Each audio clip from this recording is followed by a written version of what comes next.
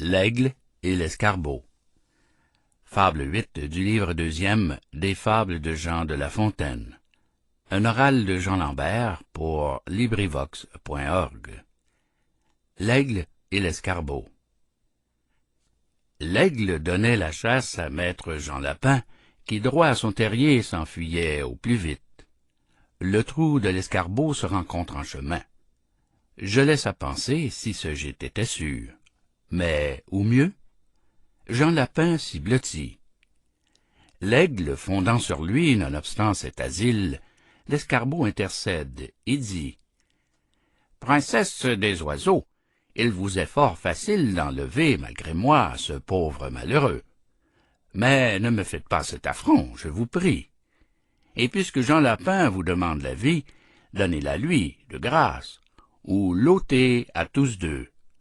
C'est mon voisin, c'est mon compère. » L'oiseau de Jupiter, sans répondre un seul mot, choque de l'aile l'escarbot, l'étourdit, l'oblige à se taire, enlève Jean Lapin. L'escarbot indigné vole au nid de l'oiseau, fracasse en son absence ses œufs, ses tendres œufs, sa plus douce espérance. Pas un seul ne fut épargné.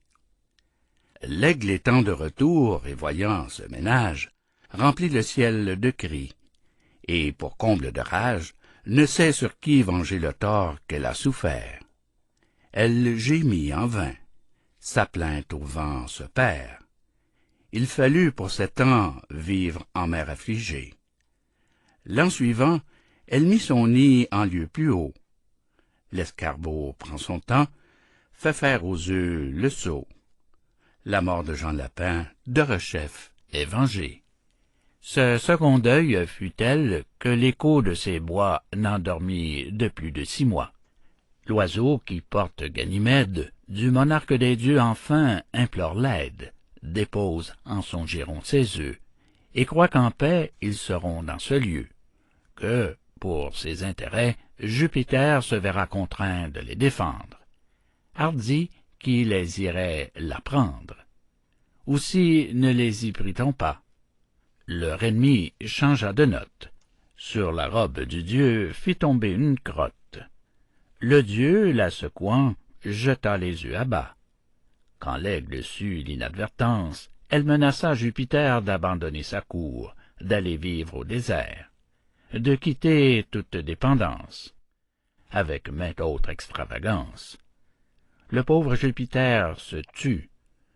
Devant son tribunal, l'escarbot comparut, fit sa plainte et conta l'affaire. On fit entendre à l'aigle, enfin, qu'elle avait tort. Mais, les deux ennemis ne voulant point d'accord, le monarque des dieux s'avisa, pour bien faire, de transporter le temps où l'aigle fait l'amour en une autre saison, quand la race escarbotte est en quartier d'hiver et, comme la marmotte, se cache et ne voit point le jour. Fin de L'aigle et l'escarbot. Fable 8e du livre 2 des Fables de La Fontaine. Cet enregistrement appartient au domaine public.